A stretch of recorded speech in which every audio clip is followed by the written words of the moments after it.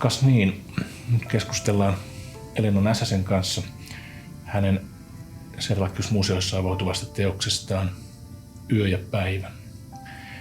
Elena, voisitko kertoa, mistä sait innoituksen tämän Yö ja päivä teoksen tekemiseen? No, tämä oikeastaan alkoi jo todella monta vuotta sitten. Et silloin lehdissä ehkä rupesi jonkun verran enemmän olemaan ilmastonmuutoksesta kertovia artikkeleita ja niin kuin pohdiskelin tätä. Ja sitten toisaalta mä silloin olin pohdiskellut myös tämmöistä niin kuin kaksoisteemaa tai sitä, että kuinka ihmiset on hyvin samanlaisia, asupa ne missä päin maailmaa hyvänsä. Ja tässä on myös paitsi kotoisia miljöitä, niin myös kansainvälisiä. Tämä on myös kansainvälinen produktio, eli tätä on kuvattu Espanjassa, eikö vaan? Joo, mä olin residenssissä semmoisessa pienessä Blanca-nimisessä kylässä vuoristossa, tai etsin sen paikan ihan vartavasten, jotta mä pääsin kuvaamaan niin kuin kuivaa etelää. Monet teokset nykyisin ja näyttelyt käsittelee ilmastonmuutosta. Koetko, että tänä aikana on vaikea tehdä teosta, joka ei ottaisi jollain tavalla kantaa ilmastonmuutokseen tai käsittelisi sitä? Joo, tai siis että jotenkin nämä on niin isoja aiheita ja vaikuttaa meidän elämään niin monella eri tasolla, että lähestulkoon kaikkeen liittyy nyt jollain tavalla keskustelu ilmastonmuutoksesta, tekipä sitten mitä hyvänsä valintoja, niin joutuu miettimään sitä. Niin jotenkin musta niin kuin taiteilijana, niin vaikka teoksen aihe ei olisi pelkästään ilmastonmuutos, niin silti se jollain tavalla on siinä mukana.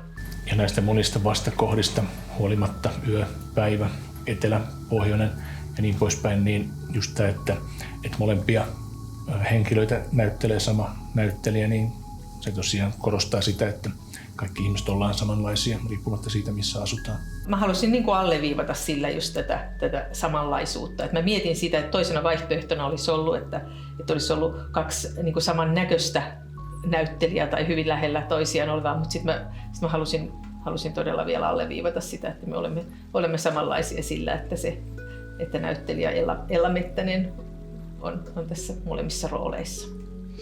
Mielestäni tästä teoksesta tulee myös ilmastonmuutokseen vahvasti kytkeytyvä toinen teema, eli niin siirtolaisuus ja ilmastonmuutoksen aiheuttamat niin elämän edellytysten muuttumista eri alueilla eri tavalla. Et lopulta se on niin kuin tavallaan aika sattuma, että minne sitä on sattunut syntymään ja minkälainen elämä on kullakin. Planeetta on yhteinen ja samassa veneessä ollaan joka tapauksessa. Että ongelmat on lopulta samoja, että kyllä ne pitäisi pyrkiä niin kuin ratkaisemaan yhdessä eikä niin kuin kauheasti eriytyä toisista. Tässä on teos Yö ja päivä on leikattu osin samoista kohtauksista, kun sun hieman aiemmin valmistunut lyhyt elokuva Myrsky. Haluaisitko kertoa jotain tästä ratkaisusta, että miten päädyit käyttämään samaa materiaalia kuin siinä lyhyt elokuvassa? Joo, mä alun perin heti ajattelin, että mä haluan tehdä sekä installaation että lyhyt elokuvan. Ja mietin aika paljon sitä, että miten erilaisia ne on niin kuin esimerkiksi kestoltaan tai niin kuin tempoltaan. Että se katsomistilanne on molemmissa niin kuin aika erilainen. Että toista voi olla, että katsotaan kotona telkkarista tai joltain läppäriltä kotona. Ja sitten toista katsotaan valtavassa isossa tilassa. Ja jotenkin niin kuin installaatiossa katsoja voi tulla kesken teosta katsomaan sitä, kun taas yleensä katsotaan sitten lyhyt elokuvaa niin kuin alusta loppuun. Mä haluaisin myös tehdä näillä on ihan eri nimet ja oikeastaan niin kuin tarinakin niissä on yhtymäkohtia, mutta tarina on erilainen. Et ne ei ole, niin kuin, se ei oikeastaan ole saman teoksen toinen versio, vaan on oikeastaan kaksi eri tarinaa. Harvemmin ehkä tehdään näin, mutta mulle tuli sellainen olo, että miksi ei? Miksi ei voisi käyttää sitä samaa materiaalia ja tehdä kaksi teosta? Installaatio, mikä tästä Yö ja päivä teoksesta on nyt luotu tuonne näyttelytilaan, niin se on aika iso tila ja siellä on tämä 2 kankaasta koostuva projisointi ja sen lisäksi on rakennettu tämmöinen saari, jossa voi istua ja katsoa sitä teosta ja 2 pienempää luotoa sen lisäksi. Eli siinä on niin kuin tilallisia elementtejä, siihen voi katsoa ikään kuin astua siihen maailmaan. Tällä saarella, mikä on hyvin keskeisesti läsnä myös siinä toisessa Loisoinen, eli sinne pohjoiseen sijoittuvassa kohtauksessa, niin sillä saarella on siinä hyvin erityinen merkitys. Voisitko avata sitä hieman?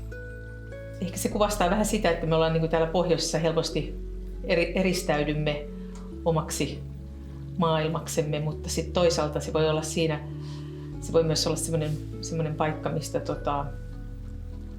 syntyy jotakin uutta.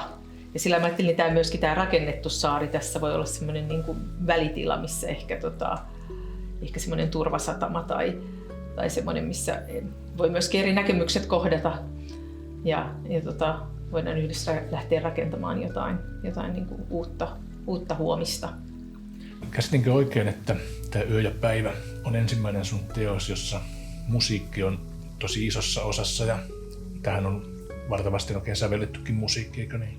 Mulla on niin kuin muutamissa teoksissa ollut jonkun verran musiikkia, mutta mä oon jotenkin niin kuin aiemmin aina niin kuin ajatellut tai jotenkin enemmän käyttänyt sitä äänisuunnittelua kertovana elementtinä, että monesti siis dialogia ei ole juuri missään teoksessa.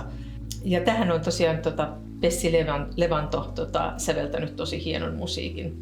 Teoksessa Yö ja päivä nähdään 2 kohtausta, jotka sijoittuu eri puolille Eurooppaa.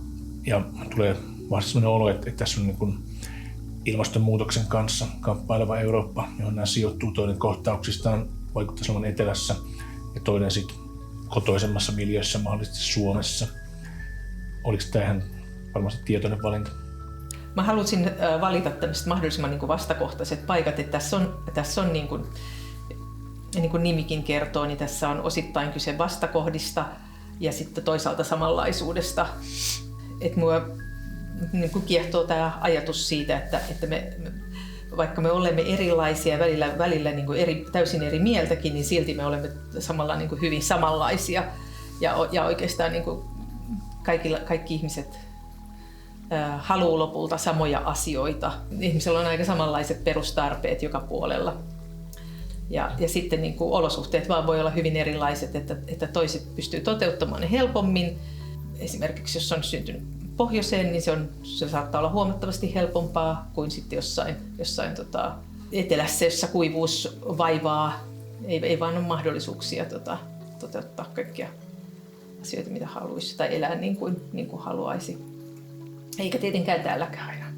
Jos lyhyesti vertaa, niin tämä Myrsky-lyhytelokuvahan on niin kuin tarinallisempi. Tavallaan siinä, missä tämä Yö ja päivä on aika lyyrinenkin ja pitkiä leikkauksia. Ja just huolimatta näistä hieman niin kuin raskaistakin teemoista, niin se yleissävy on tosiaan enemmänkin runollinen ja kevyt. Ja mahdollistaa katsojalle enemmän tulkintoja. Tavallaan ehkä tämä installaatio sellainen, että siihen voi just hypätä mistä kohtaa hyvänsä mukaan ja siihen voi enemmän niin kuin, voi peilata omia kokemuksiaan ja siitä on mahdollista rakentaa erilaisia tulkintoja. Et mulle oli tärkeää tavallaan jättää se tilanne avoimeksi, että se ei tavallaan siinä ratkea siinä teoksessa, se tilanne jää auki. Kiitos haastattelusta. Kiitos.